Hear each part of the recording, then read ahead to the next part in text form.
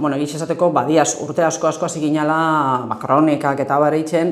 eta oindia 12 urte pentsatzen dut, ja beste aurrera pauso bat emoti erabaki zeban, eta hasi ginen astero sekzio bat dedikatzen emakumezkoen futbolari, ja jarraipen pixka bat handixagoa itzen, eta orduan ja, bueno, bai, ja geixo sartu gara. Egisa da gero gainera pixka bat zelan garatu da emakumezkoen futbola eta arreta orokorra, bueno, horrek eraman gaitu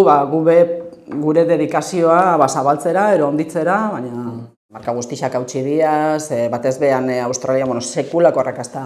eduki izan dau, jendetza egon da partidu guztixetan, Nova Zelandan bai, baina batez beha Australian, telebistan jarraipenan bebai kontutan hartuta, adibidez hemen Europan bordutegixak ez zirela honenak ez goizian, eguardi izan gehienek zirala partiduan, Australian baita, markak hautsi indiaz, baina sekulako zenbakitxak izan dituzte alde horretatik, bai gero sare sozialetan eta asko ikusten da, jendia gero eta gehiago interesatzen dela.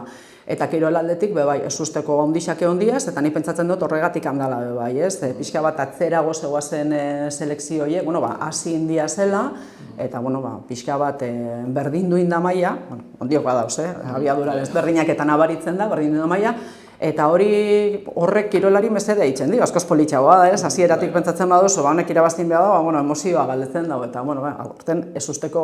galantak egon dira. Hombre, Espainiaren papelan nabarmendu behar dugu, batez be kontuntan eukita zelako historia egin heldu zen mundialera, oso futbol polita indabe, batez be ja kanporaketak hasi direnean, oso ondo jokatu da berrekzionatu zuten, eta adibidez Japoneri asko gustatu zitzaidan ikustia, marrazki biziduna ematen zen, Oliver eta Benji olako batean bat, niretzako deobsesio handiana adibidez estatu batuena baino Alemaniakoa izan zen, aurreko iasko Eurokopan finalistak izan ziren, oso ondo jokatuta, euren futbol horrekin oso bizia, oso intentsoa, eta izatezteko, sekulako korpia hartu zuten, bendi gainera beti Alemaniaren aldeko izaten nahi zen, sekulako pen hartu neban, baina, bai, decepzioan nidena behar bada. Eskinela, baina pixka bat aurreko prebia handi horretan analizia ditzen, estatu batuak azkenian jarrin biozuz bai ala bai, gainera dake lehiakortasun puntu hori, eta Alemania be bai. Suedia, behintzat brontzea lortu da bela, eta Inglaterra behintzat finalera aldu, hain geizki ez nintzen ibili, baina bai. Nahiko ondo ibili dira,